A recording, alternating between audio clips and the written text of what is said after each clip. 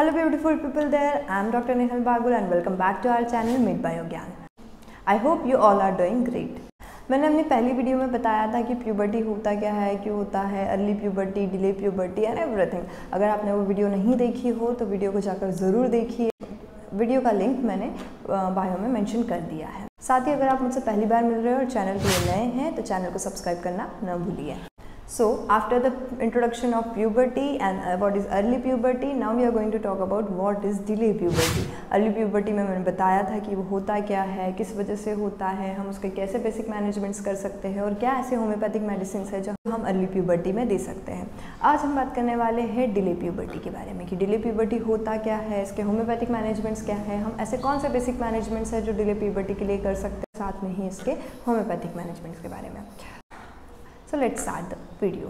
Puberty मैंने बताया था जो सेकेंडरी सेक्सुअल ऑर्गन्स है, जो सेकेंडरी सेक्सुअल कैरेक्टर्स है वो यूजुअली 10 to 11 की एज में डेवलप होना स्टार्ट हो जाते हैं। Development of breast, development of axillary hairs, development of pubic hairs, height में बढ़ना, आवाज़ में चेंज होना, फिजिकल अपीयरेंस चेंज होना, फेस पे एक्ने दिखना, मैच्योरिटी आना, साथ में बहुत सारे हार्मोनल चेंजेस दिखाई देते हैं, मूड्स में, बिहेवियर्स में चेंजेस दिखाई देते हैं। तो ये सारे सिम्टम्स, ये सारे इंडिकेशंस जो है ये सब प्यूबर्टी के होते हैं। मैंने ये भी बताया था कि अर्ली प्यूबर्टी होता क्या है। अर्ली प्यूबर्टी में यूजुअली जो सेकेंडरी सेक्सुअल कैरेक्टर्स है वो 8 साल के एज में ही फीमेल्स में दिखाई देते हैं। मैंने उसके बेसिक मैनेजमेंट्स के बारे में बताया था और उसके होम्योपैथिक मैनेजमेंट्स के भी बारे में बताया था। तो अब हम बात करते हैं कि डिले प्यूबर्टी होता क्या है। डिले प्यूबर्टी जो सेकेंडरी सेक्सुअल कैरेक्टर्स है वो डेवलप्ड होना लेट स्टार्ट होते हैं, specially after the age of 14-15। तो हमारे पास बहुत सारे ऐसे पेशेंट्स आते हैं जिनकी एज 15-16 ईयर्स हो जाती है। उनके क्लास में, उन बच्चों के क्लास में सबके मेनार्की स्टार्ट हो जाती है, मतलब पीरियड्स आना स्टार्ट हो जाते हैं, physical development, physical appearance change होना स्टार्ट हो जाता है। लेकिन हम उन बच्चों को भी कुछ देखते हैं जिनके अभी तक पीरियड स्टार्ट नहीं हुए हैं, उनका कोई चेंजेस नहीं दिखाई दे रहा है, सिर्फ हाइट बढ़ रही है, उसके अलावा और कोई चेंजेस नहीं है, ना उनका ब्रेस्ट डेवलप्ड हो रहा है, ना उनके एक्सिलरी हेयर्स दिखाई दे रहे हैं। तो ये सारी चीज़ें हमें डिले प्यूबर्टी में दिखाई देती है। घबराने जैसा कुछ नहीं होता है और ना ही इसमें ऐसी कोई बहुत बड़ी बीमारी होती है। It is just a natural process और वी कैन से जो कुछ ऐसे न्यूट्रिशंस होते हैं अपनी बॉडी के अंदर जो ज़रूरी होते हैं वो उन बच्चियों में नहीं जा पाते हैं, वजह से डिले प्यूबर्टी हो सकती है।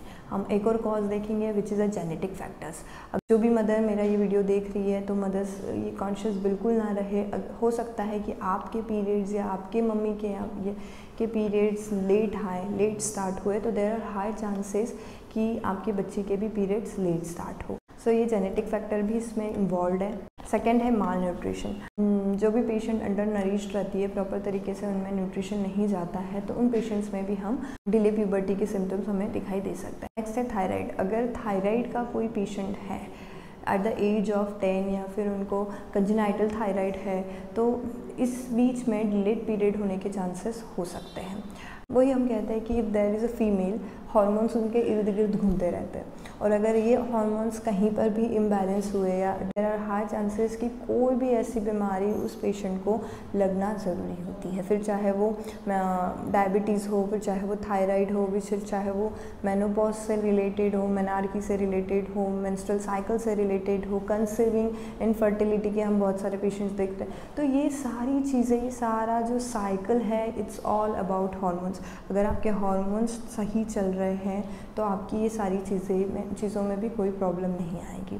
सो this are the cause of delay puberty. तो इसमें घबराने जैसा कुछ नहीं है। अब what we can do and what are the basic managements you have to do. सबसे पहले स्ट्रेस लेना बंद करना है, बिल्कुल स्ट्रेस नहीं लेना है, अपने खाने पीने पर अच्छे से ध्यान देना है, प्रॉपर तरीके से डाइट लेना है, न्यूट्रिशंस लेने हैं, प्रॉपर अमाउंट में प्रोटीन, कार्बोहाइड्रेट्स, फैट्स, सारी चीज़ें अमाउंट में लेनी है।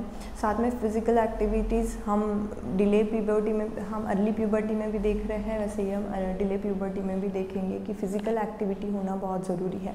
गेम खेलो, जो आपको खेलना है वो गेम खेलो, प्ले स्विमिंग करो, डांस करो, play whatever you want to play, but physical activity होना बहुत ज़रूरी होता है। So try to avoid contaminated beverages, खाना, जंक फूड, ये सारी चीज़ें हमें बाहर के खाने से हमें बाहर का खाना बंद करना है। आई एम प्रीटी श्योर कि आपका ये सारा चीज़ें अवॉइड करने से भी 80% आपकी जितने भी प्रॉब्लम्स है वो ठीक हो जाएगी। बट स्टिल अगर ये सब कुछ करने के बाद also you are facing this problem, तो फिर homeopathy is the best option. Homeopathy इंसान को ठीक लेट करता है लेकिन ज़रूर ठीक करता है। पेशेंस रखना बहुत ज़रूरी होता है। बहुत सारी लोग देखते हैं कि होम्योपैथी 1 महीना 15 दिन लिया, 4 दिन लिया, 5 दिन लिया, बंद कर दिया, इरेगुलर मेडिसिन ले रहे हैं, कल फॉलोअप के लिए नहीं जा रहे हैं, एंड दे आर लाइक यार होम्योपैथी काम नहीं कर रही। कैसे करेगी? When you are not even followuping the doctors, when you are not taking proper amount of dose, when you are not taking proper amount of medicine, तो होगा ही नहीं वो ठीक। इसीलिए होम्योपैथी को अगर आप टाइम दोगे तो डेफिनेटली होम्योपैथी आपको बहुत अच्छा रिजल्ट्स देगी। Now we are going to talk about the homeopathic medicine for delay puberty. My first and favourite medicine is pulsatilla.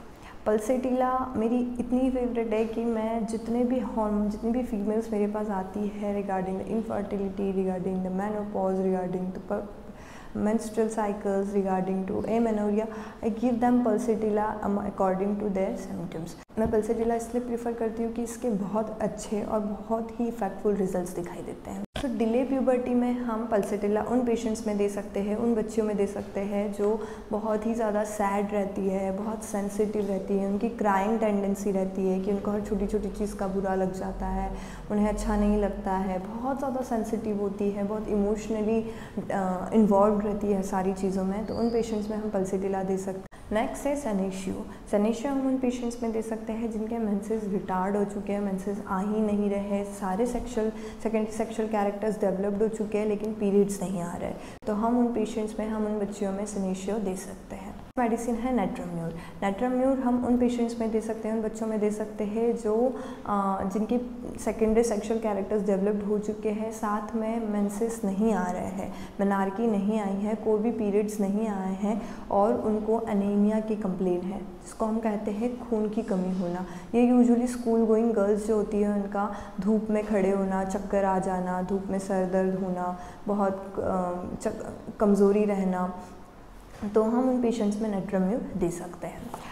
साथ में हम अगले वीडियो में और भी होम्योपैथिक मेडिसिन के बारे में बात करेंगे, और आपको घर बैठे कंसल्टेशन चाहिए तो you can definitely contact on given number. आप नीचे दिए गए नंबर पे हमसे कॉन्टैक्ट कर सकते हैं, हमारी टीम डेफिनेटली आपसे बात करेगी। साथ में अगर आपको वीडियो अच्छी लगी हो तो प्लीज़ वीडियो को लाइक करना ना भूलिए, और जिन भी लोगों को आपको लगता है कि ये इन्फॉर्मेशन उन लोगों तक पहुंचनी चाहिए, आप उनको ये शेयर ज़रूर कर सकते हैं। स्टिल अगर आपने चैनल को सब्सक्राइब नहीं किया है तो चैनल को सब्सक्राइब करना मत भूलिए। मिलते हैं अगले वीडियो में, तब तक के लिए बाय बाय।